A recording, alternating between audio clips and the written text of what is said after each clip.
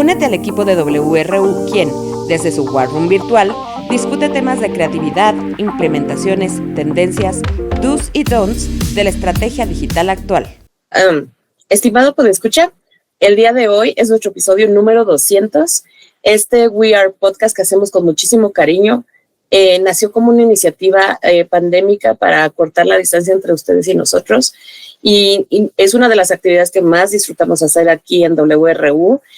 Agradecemos mucho que nos sintonicen cada hashtag Martes Marketoso. Estamos muy contentos de compartirlo, queremos darles las gracias. Lo seguimos viendo cada martes y no queda más que desearles que sean felices y que triunfen siempre. Hola amigos, bienvenidos a un capítulo más de We Are Podcast. Nosotros somos el equipo estratégico de WRU y el día de hoy vamos a hablar de un tema emocional. Ya sé que ya somos parte del club de personas llorantes. Seguramente en este capítulo vamos a llorar, pero voy a proceder a presentar al equipo que me acompaña el día de hoy. ¿Cómo los veo? Primero veo a Marquito. ¿Cómo estás, Marco? Muy bien, muy bien. Muy feliz de estar aquí el día de hoy y listo para este tema con el cual estoy muy familiarizado. Y por último, y no por eso menos importante, nos acompaña también Jorge Miguel. ¿Cómo estás, Jorge? Hola, ¿qué tal? Muy bien, muchas gracias. Yo aquí transmitiendo desde el Museo de Nintendo en Japón. Mi corresponsal Marco está en las oficinas de Nintendo en Kioto, ¿no? Es correcto. Muy bien, y muy, muy emocionados por este tema, ya preparados aquí, hasta con nuestra referencia. Muy bien. Y como cada hashtag Martes Marketoso, hashtag tetas, yo soy Tricia Trujillo, directora general de WRU. Yo transmitiendo humildemente, porque no alcanzaron los bióticos, desde la alcaldía Benito Juárez de la Ciudad de México. Y bueno, antes de pasar al tema, voy a leer una famosísima frase de Satoru Iwata, que es nuestro tema de hoy, las lecciones de marketing de Iwata, que voy a llorar, pues escucha, usted tenga paciencia, por favor, que es, en mi tarjeta de presentación, soy un presidente corporativo.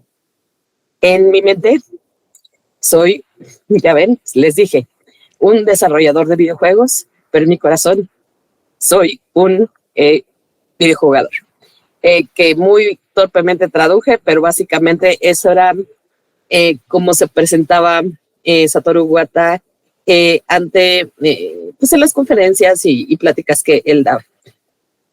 ¿Quién es Satoru Iwata? Satoru Iwata fue presidente de Nintendo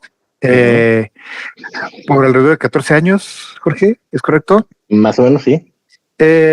Antes de eso fue desarrollador por muchos años también dentro de Nintendo y llevó a la compañía a récords de ventas en los tiempos del Nintendo 10 y del Wii, y además sentó todas las bases necesarias para que fuera creado el Nintendo Switch, que salió 2 años después de su fallecimiento. Y ya. Y básicamente él es Satoru Iwata. Satoru Iwata es el caso, uno de los casos más claros de una persona que se forjó a sí mismo, ¿no? Comenzó como desarrollador en HAL Laboratory, ¿no? Que es el desarrollador de los juegos de Kirby, y era considerado como un prodigio de la programación, ¿no? Esa habilidad técnica que desarrolló a lo largo de muchos años, porque él desde que era adolescente programaba juegos que para la MSX2, que para muchas computadoras japonesas que no conocemos aquí en este lado del charco. Eso lo llevó a ser presidente de HAL Laboratory. HAL Laboratory es considerado un estudio second party de Nintendo, ¿no? ¿Por qué? Pues porque trabajan íntimamente relacionados con Nintendo, ¿no? Y de hecho la gestión de Iwata fue lo que lo convirtió en un estudio second party, porque originalmente trabajaban desarrollando para cualquier tipo de plataforma. Creo que sus plataformas base eran el MSX2, ¿no? Y después él fue de las personas que se encargó de la tecnología que de desarrollo de el Nintendo 64 y luego el Nintendo GameCube, y posteriormente eso lo lleva a la presidencia de Nintendo, ¿no? Le tocaron tiempos muy, muy, muy oscuros de la compañía, porque tenemos que recordar que en la década de los 90, ¿no?, cuando estaba la dominancia absoluta de Nintendo en la generación de los 16 bits, tienen un tropiezo ligero con el Nintendo 64, les roba posicionamiento de mercado Sony con el PlayStation 1, y posteriormente a ello, cuando sale el PlayStation 2, se lanza el Xbox, Nintendo queda como relegado a un tercer lugar, ¿no? Y eso ocasiona una crisis dentro de la compañía que al final le da también el poder de ascender a esta posición. Cabe destacar que Nintendo era una empresa 100% familiar, ¿no? Desde los 1800 y tantos que existe, como fabricante de juguetes y de barajas, siempre fue una compañía familiar, pero ya al final, cuando el presidente de ese mundo, que ahorita se me fue el nombre, le dan la presidencia, y a pesar de eso, ¿no? Él creo que era un líder nato, ¿no? Porque aunque tenía sus labores ejecutivas, él fue de los que llegó a optimizar, a crear, a desarrollar herramientas para optimizar la programación de juegos del GameCube, ¿no? Es muy conocida la historia en la que cuando estaban desarrollando Super Smash Bros. Melee, él se sentaba a debuguear el juego, ¿no? Hoy también fue conocido por ser el programador que desarrolló el algoritmo de compresión para que el Pokémon Gold y Silver cupiera también prácticamente el mapa de Pokémon Red y Green. Ok. En primera, pues muchísimas gracias por el contexto, porque me parece que Satoru Iwata es un líder excepcional. Bueno, fue un líder excepcional, pero quisiera que nos enfocáramos un poquito en cuáles son los rasgos del marketing que Iwata hizo que cambiara la industria del videojuego. Y les voy a decir de dónde quiero partir. A mí me parece que Nintendo, o no voy a decir Nintendo, en la industria del videojuego era una industria que nació muy nichificada, ¿no? En los 80s, 90s, que tuvo un pico muy nichificado y que después empezó a morir. Y que gracias a la intervención de Iwata, entre otros participantes de este cambio, se hizo un como renacer de esto a partir de las emociones. A mí me parece que Nintendo es una marca que yo amo y que odio al mismo tiempo, porque digo, güey, qué forma de manipular las emociones. Esa es la razón que yo digo, ¡y! Nos venden el mismo juego cada año, ¿no? ¿Cómo se llama el de las carreras? El Mario Kart. El Mario Kart versión 1, 2, 3, 4, 5, y se termina comprando, ¿no?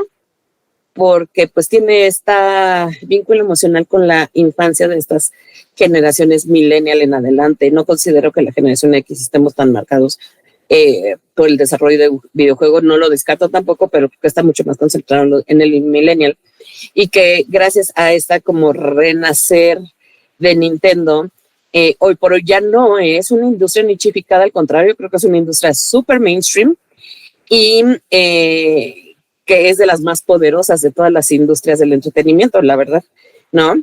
La vida ha cambiado muchísimo, ahora los entretenimientos son mucho más en casa, COVID lo vino a reforzar, en fin, o sea, hay una serie de circunstancias que han sucedido en la historia de la humanidad que ha hecho que los videojuegos pasen a ser una diversión nichificada a una diversión o entretenimiento super mainstream. Algo que a mí me parece que es muy valioso de la historia de Iwata y que nos deja una excelente lección de marketing es el involucramiento directivo en el cuidado de productos, servicios y lanzamientos. ¿Qué es lo que piensan al respecto? Yo creo que hay tres pilares en cuanto al marketing que yo identifico mucho con Iwata.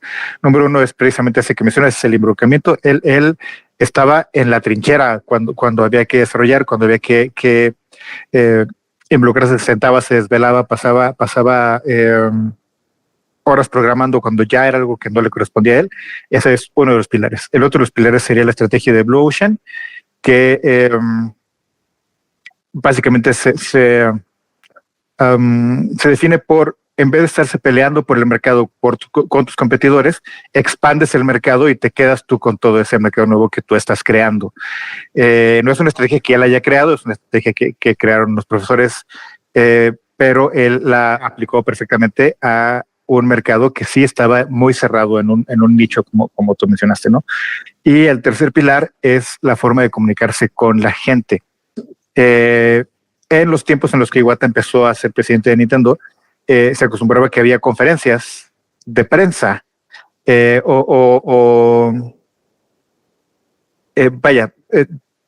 como eventos de lanzamiento, vamos a decirlos, ¿no? Expos gigantes en los que todas las compañías presentaban sus productos a la prensa, y la prensa entonces hacía reportajes, videos, etcétera, y esos eran los que le llegaban finalmente al público. Iwata decidió dejar de participar en estos eventos para dedicarse a hacer videos que eran transmitidos directamente a la gente, que se llamaba Nintendo Direct, que hacía justo ese gesto que acaba de hacer Jorge. Esos son para mí los tres pilares de Iwata en cuanto a marketing. Miguel. Y creo que a nivel marketing y a nivel gerencial, Iwata tenía una política muy humana, ¿no? Creo que y en el primer capítulo del libro de Ask Iwata, que ahorita vamos a hablar un poco de ese libro, nos platica que él lo que quiere es que sus empleados sean felices, ¿no? Y por otro lado, cuando ves todo porque Nintendo empezó a explotar, vamos a llamar el marketing de nostalgia durante su presidencia, o sea, ahí es donde empezó a tomar esa fuerza.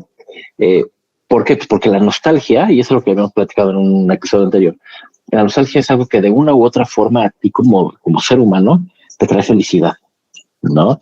Entonces, al ser una persona que en 360 grados buscaba la felicidad de su equipo, de sus clientes, habla de una posición muy rara no solo en la industria, sino en el mundo corporativo.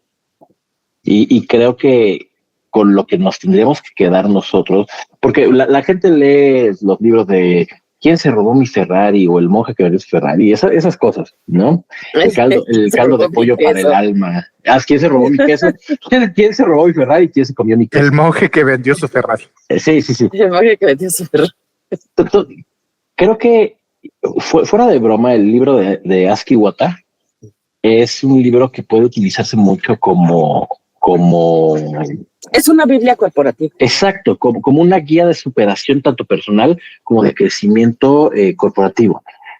Creo que ahí, tocando un poquito el tema, es una de las políticas que aquí en la agencia a nivel dirección es algo que hemos tratado de implementar, ¿no? Que el colaborador y que el cliente sean felices.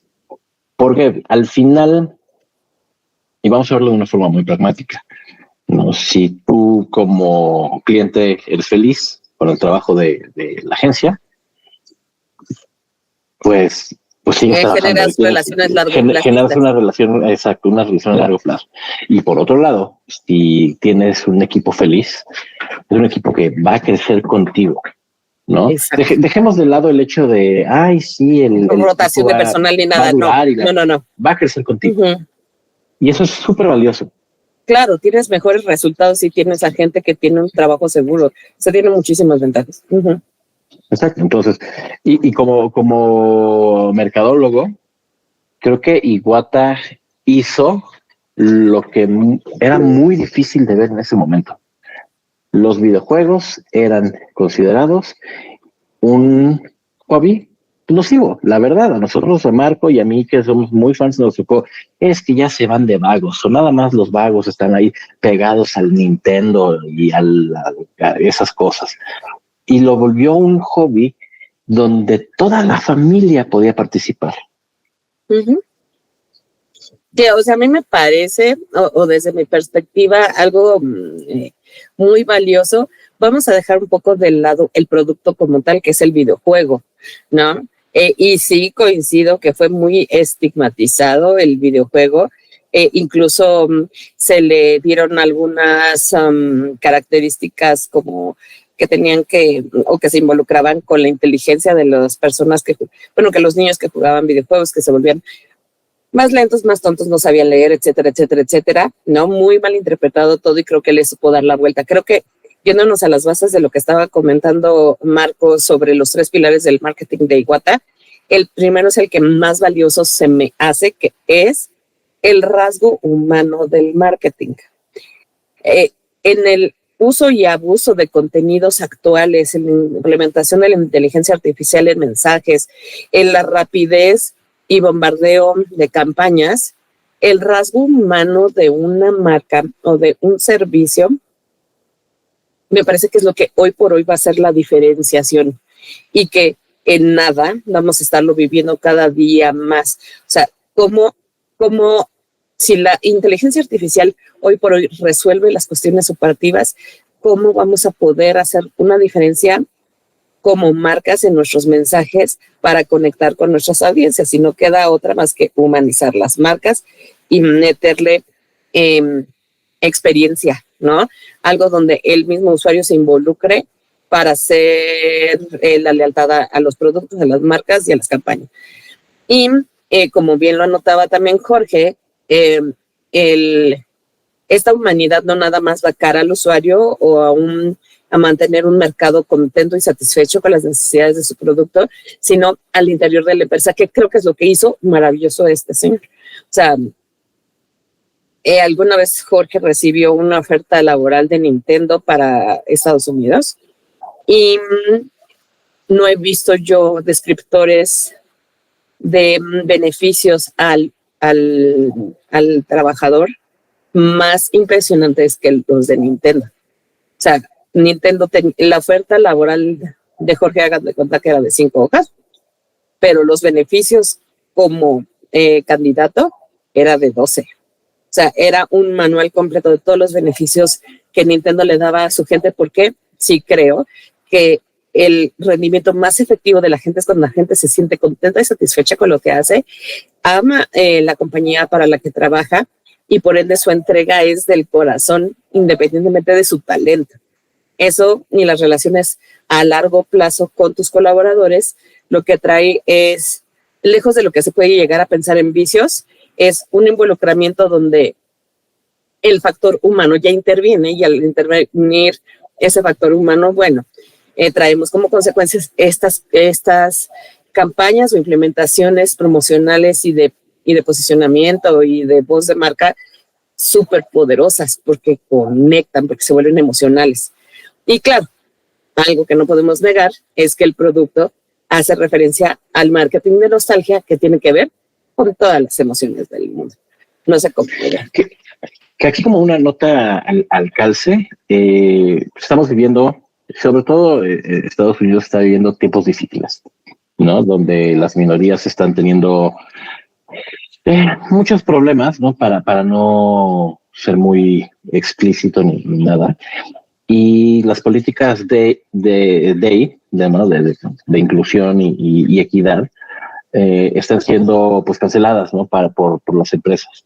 Y Nintendo es una compañía que, si revisas su portal de recursos humanos, todavía tiene vigentes las políticas de inclusión y equidad, ¿no? Entonces, sí pueden tener de cara al cliente en este momento, ¿no? En 2025, pueden tener a lo mejor unas prácticas no muy adecuadas para el cliente, ¿no?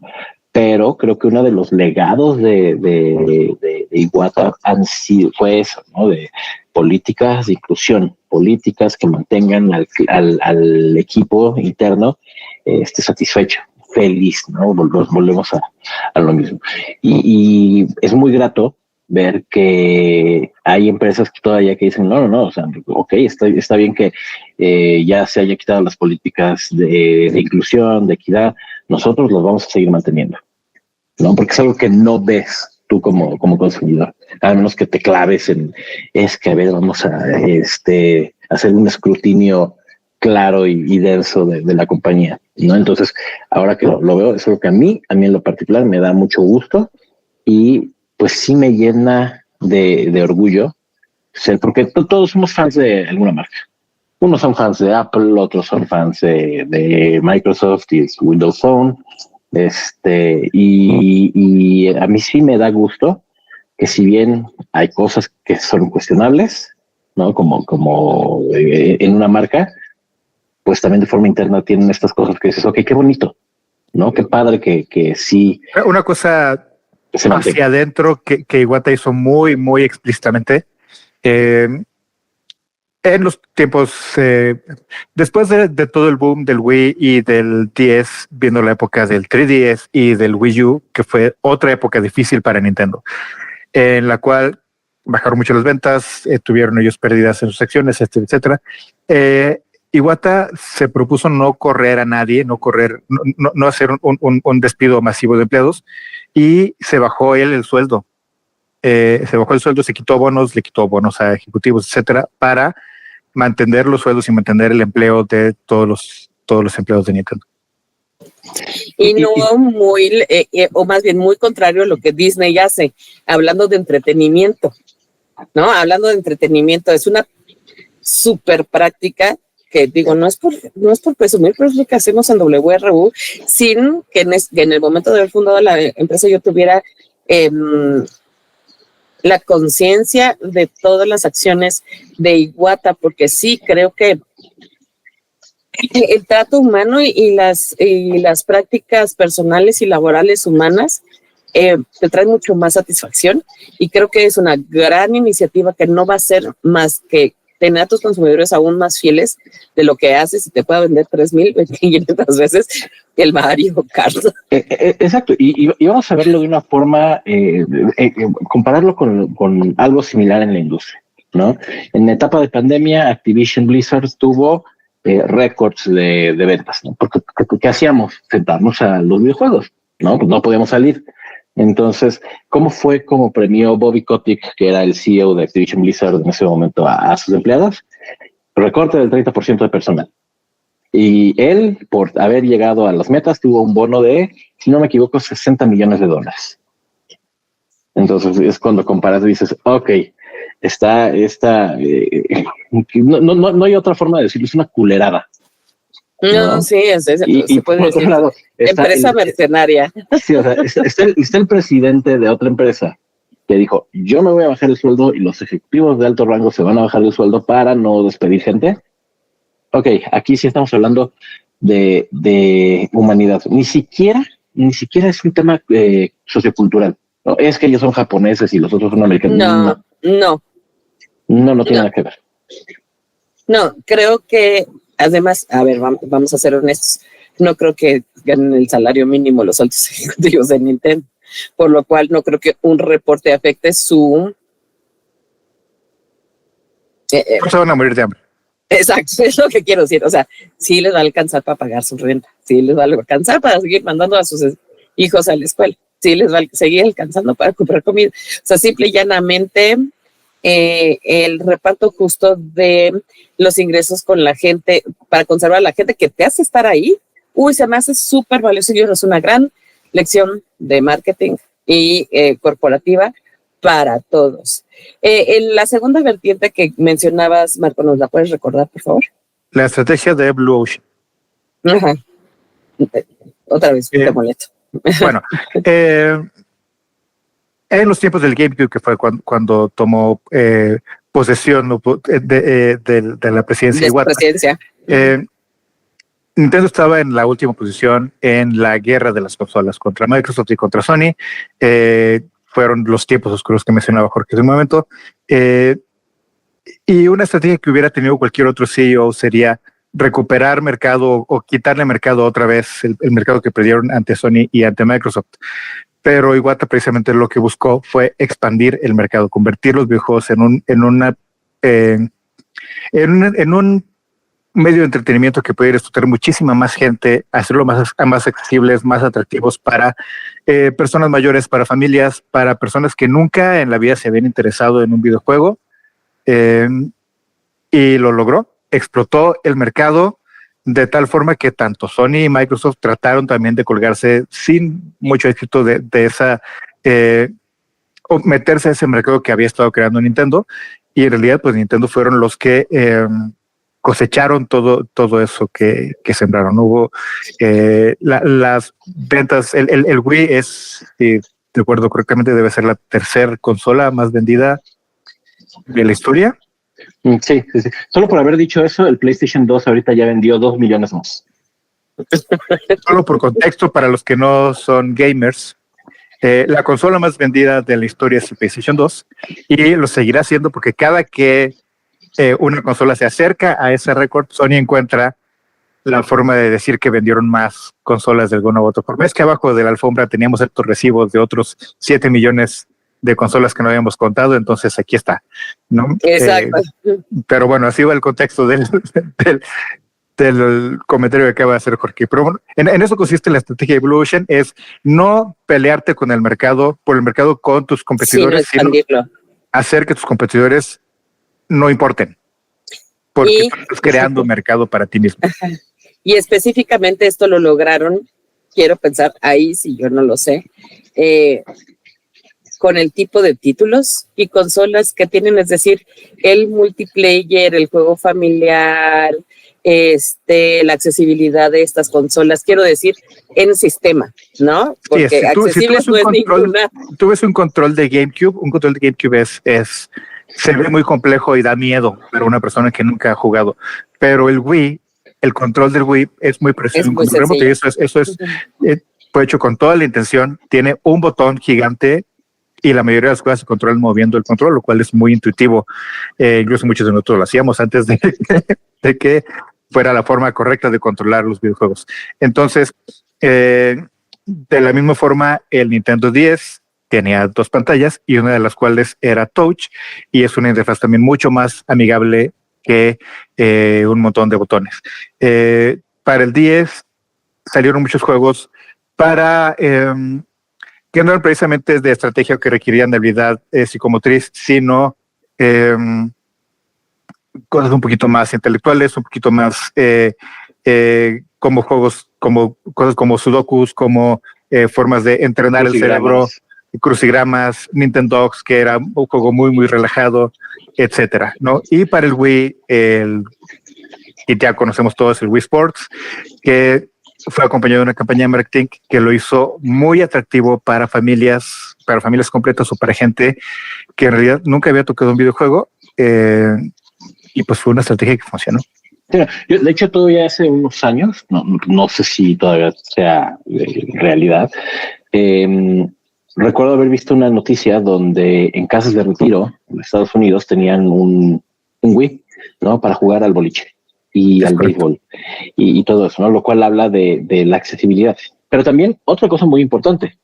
En la época de Hiroshi Yamauchi, ya me acordé cómo se llamaba el presidente de Nintendo anterior, vamos a hablar de los 90s. Nintendo quiso ser una empresa de tecnología, ¿no? Y con el Super Nintendo, el chip que desarrolló Motorola y el chip de audio que desarrolló Sony, que terminó siendo desastroso para ellos, ¿verdad? Pero el Nintendo 64 con los gráficos de Silicon Graphics y todo esto que quisieron hacer en su momento, el GameCube que era con una tarjeta gráfica de AMD, ATI. Quisieron ser una empresa tecnológica, ¿no? Y gracias a estas acciones de Iwata, Nintendo, vamos a decir que retomó sus raíces. Nintendo no es una empresa de tecnología. Nintendo es una empresa de juguetes. De juegos. Y como tal, vende juguetes. Sí, se conectan a la tele. Sí, son más interactivos que la autopista de Hot Wheels. Sí, pero no dejan de ser juguetes. Y fue gracias a esa visión de Iwata que dijo, ok, no vamos a hacer una consola superpoderosa porque va a ser mucho más caro el desarrollo tecnológico, ¿no? Ya existen plataformas como en ese momento que era el chipset de PlayStation 3 o lo que estaba desarrollando Microsoft con el Xbox 360. No, vamos nosotros a hacer un juguete, ¿no? ¿Qué es lo que básicamente fue el Wii? Sí, estoy de acuerdo. Y además es voy a decir característica que no necesariamente ahí sí todas las compañías pueden replicar, porque no creo que todos los productos o servicios puedan expandir o encontrar nuevos nichos de mercado con tanta apertura como los videojuegos lo pueden lograr. Pero esa lección de marketing yo creo que la podemos traducir como no cerrarse a un nicho específico o al buyer persona que tú crees que tienes. Y voy a poner un ejemplo de una marca con la que tuvimos hace poco una relación comercial que forzosamente quería definir que su producto era para mujeres, ¿sí? Forzosamente quería decir, es que estos productos son consumidos para mujeres. Nosotros no estábamos muy de acuerdo con la visión, a pesar de que era una marca además liderada por mujeres, por varias mujeres. Estaban muy metidas en que el rol de la mujer que jugaba en relación con sus productos era único y especial y no podía ser tomado por el género masculino, ¿no? Pues estaban equivocadísimas, porque cuando empezamos a correr campañas, ads, y abrimos ese nicho y les dijimos, danos chances de pegarle a diferentes lados. Vimos siempre en cada resultado de campaña durante los 4 meses que gestionamos que el 65% del consumo de los anuncios y los comentarios y la interacción era de hombres, ¿no? O sea, creo que no podemos o no debemos como marcas o como mercadólogos decir, este producto es para porque la sociedad es muy cambiante.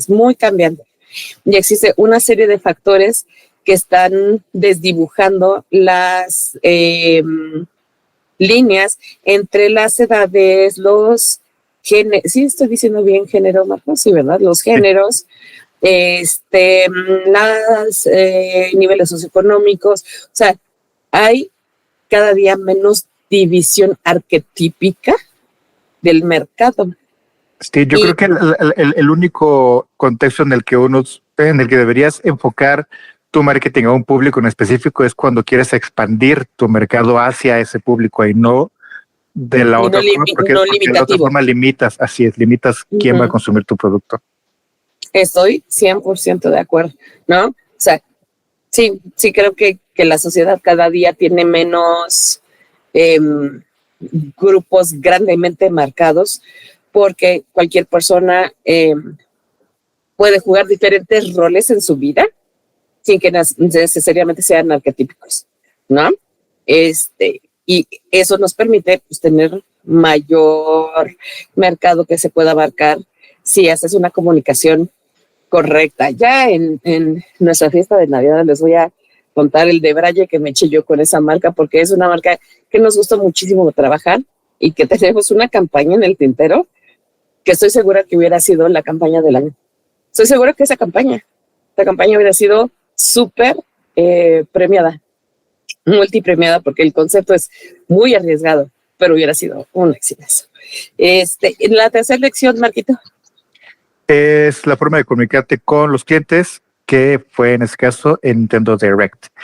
Ya habíamos dado un poquito más de contexto de eso, pero lo que quisiera agregar es que en el tiempo de Iwata, los ejecutivos de Nintendo se hicieron muy visibles ante el público. Los ejecutivos eran la cara de la empresa. Había segmentos con títeres hechos, con mopeds hechos a partir de la imagen de los ejecutivos. Ahorita, aunque Jorge y yo sabemos quiénes son los ejecutivos de Nintendo, no son tan visibles. Los hemos visto un par de veces en fotos y así, pero no van ellos dando conferencias, no se comunican ellos directamente con la gente de la forma en la que los Iwata. Sí, ya no está. De hecho, justo, o sea, la única gracia que tiene, porque el pobrecito no me cae mal, pero pues, tiene la gracia de tal que yo lo quiero mucho. No, el presidente actual. La única gracia que tiene para Nintendo es que se apellida Bowser. Pero él también ya va de salida. Sí, ya va de salida, ya es su último año, ya eligió su sucesora. Pero sí, durante el tiempo de Iwata eran muy visibles, muy de frente al público los ejecutivos de Nintendo, y lo cual los hacía sentir muy cercanos y muy amigables. También tenía Iwata, el libro que tienen ustedes ahí ahorita en sus manos se llama Ask Iwata, porque Iwata dentro de Nintendo, a pesar de todas sus ocupaciones como CEO, que ya hemos visto que hacía muchísimas cosas, también se dedicaba a acercarse a los desarrolladores, a entrevistarlos. Y entonces tenía en la página de Nintendo un blog que se llamaba Iwata Asks, ¿no? Iwata les pregunta a los desarrolladores, y las entrevistas más profundas acerca de cómo se desarrollaban todos los juegos dentro de Nintendo venían directamente del propio CEO, lo cual también es algo que no se ve muy frecuentemente, ni se volvió a ver después del fallecimiento de Iwata. Bueno, y cabe destacar, digo, aquí, este libro lo recomiendo muchísimo, siempre, de hecho a uno de los clientes se lo recomendé y se enamoró del libro. Creo que uno de los segmentos más memorables es la entrevista con Shigesato Itoi, cuando hablan del desarrollo de Earthbound, ¿no? Porque además te das cuenta de que ellos, y hablan de ellos, ¿no? Si no me equivoco, cuando hablan de la amistad que forjaron desde inicios de los 90. Entonces, eran unas pláticas muy amenas, porque así como hablaba también con desarrolladores, que esto no viene en el libro, también hablaba con, vamos a llamarlo, influencers del videojuego japonés, ¿no? Como el de Game Center. Y eran unas pláticas muy amenas. O sea, te dabas cuenta que eran en japonés, no, pero te das cuenta que se le estaban pasando bien. Él era el Jordi Rosado de los videojuegos, este Iwata, en esas entrevistas. Perdón. No, continúo porque me iba a ir a un tema un poquito lateral. Creo que, porque de acuerdo con lo que entiendo, lo que puedo leer de Marco, la mejor decisión que tuvo Iwata a nivel marketing fue la creación de los Nintendo Direct. Yo creo que la mejor decisión que tuvo fue ¿cómo se llama? Contratar a Reggie Fils-Aimé como presidente de Nintendo de América. Como presidente de Nintendo de América, porque justo el equipo que hacían ellos dos fue lo que convirtió o reafirmó el papel de Nintendo como una love brand. ¿Sí? Iwata era muy carismático, pero creo que le faltaba algo que fue lo que llegó a aportar Reggie Fils-Aimé. Creo que cada quien tenía justo lo que necesitaba el mercado que cubrían. Uh-huh. El mercado japonés suele ver muy bien a gente muy amable y de muy buen corazón, y el mercado americano suele buscar gente más agresiva o más directa, más extrema, que es completamente lo que eran ambos. Uh-huh. Sí. Algo voy a recordar, yo siempre es ese Nintendo Direct de los Muppets, que para contexto de nuestro podescucha, ellos salían como Muppets, o sea, salían Iwata, eran 4. Era Iwata, Reggie y Miyamoto. Ajá, como los Muppets, así de yo soy Iwata, o sea, los ejecutivillos, ¿no? Y a los ejecutivillos les empezaron a salir que las orejas de zorrito, el copetazo de guacamaya loca, uh-huh. Y uno era zorrita. Uno era halcón y el otro era conejo. Era halconcito y el otro era conejito, ¿no? Ibas viendo cómo se iban transformando sus Muppets, así que le salían cositos, porque era para anunciar, según yo, el de Luchitas, ¿no? No, era para anunciar Star Fox 0. El de Smash Bros. Fue cuando ellos, Iwata y Reggie, tenían una pelea tipo anime. Ah, sí, es cierto. De verdad, Chef Kiss, ese Nintendo Direct, no importa si te gustan o no te gustan, no importa si conoces el título o no, es inolvidable y altamente entretenido. Y creo que la lección de marketing aquí, además de ser accesibles, se vuelve, es específicamente a separar también o a dividir, que la prensa no es tan relevante para conectar cuando son lanzamientos, sino con quien debes de lanzar es con tu audiencia, y tu audiencia la tienes que hacer partícipe en lugar de poner una barrera entre tu marca y los ejecutivos a través del outlet mediático. O sea, de verdad, yo no juego nada, bueno, y mi esposo, que es Jorge Miguel, ¿cómo ha insistido que yo me compre ¿qué quieres que me compre? Un Switch Lite. Switch Lite, porque a mí los sudokus y los numeralias denme una hoja de contabilidad en niveles y yo voy a ser la más feliz. Y ese es el propósito de estas consolas, tener estos juegos de agilidad mental, ¿no? Me he negado porque me siento yo muy torpa con las cuestiones de videojuegos. Sin embargo, me parece sumamente entretenido. Pero en el Overcooked eres muy buena. Ay, pero se han llevado varias mentadas de madre. Pero pues de eso se trata. Hay más drama que en The Bear. Exacto. O sea, la habilidad psicomotriz la tienes. Yo siento que soy súper tonta. No puedo ni saltar. Me ponen ahí una raya dibujada y que parece un precipicio y siento que estoy en las escaleras. Solo como contexto puedo escuchar, durante la pandemia, Jorge, Trici y yo jugábamos mucho Overcooked.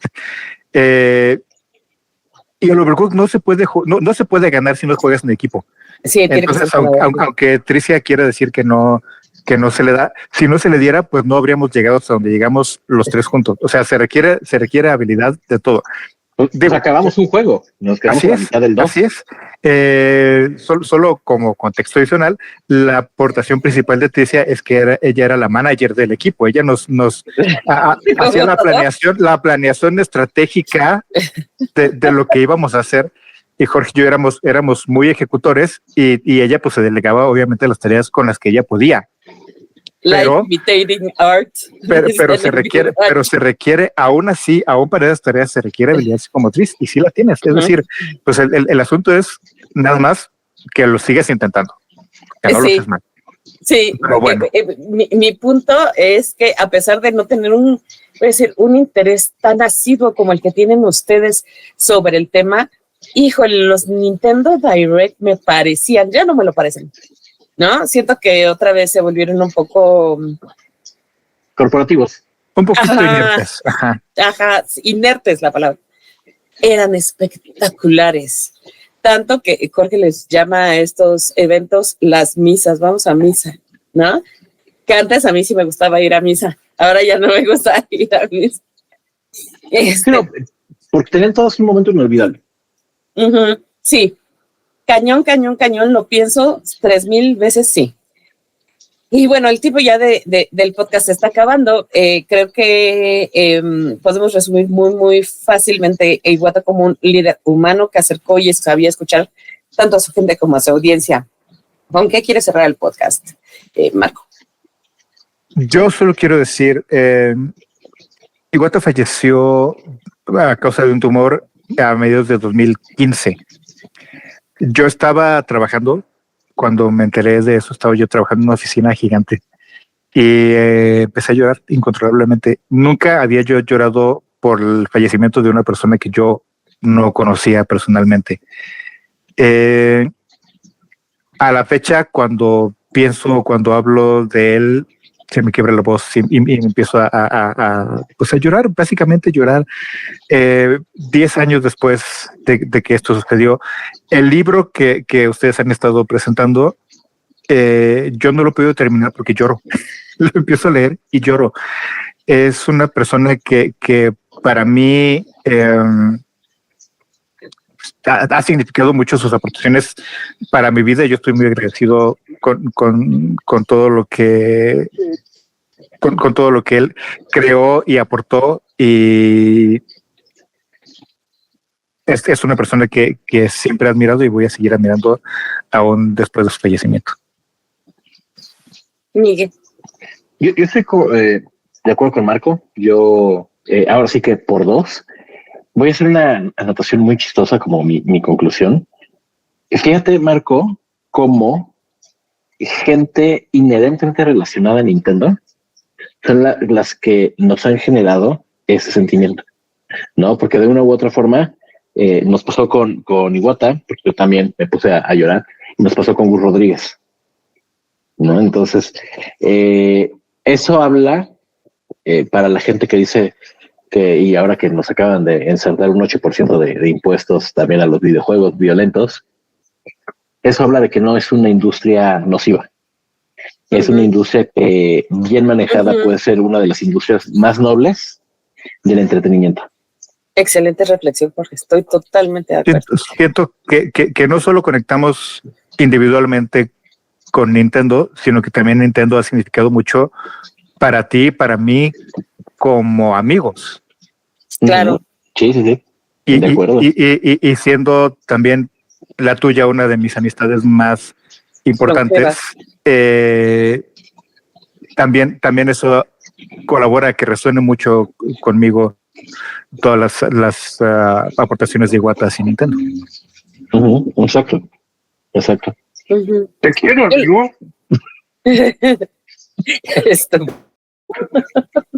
Yo lo único que puedo concluir que no comparto la pasión por los videojuegos, pero sí comparto la visión por el líder, ¿no? O sea, me parece que Satoru Iwata es un líder excepcional al cual vale la pena imitar, leer, estudiar, replicar y no dejar de lado, no olvidar estas lecciones que Iwata nos deja, sobre todo en el carácter humano, en un mundo que cada día se deshumaniza más.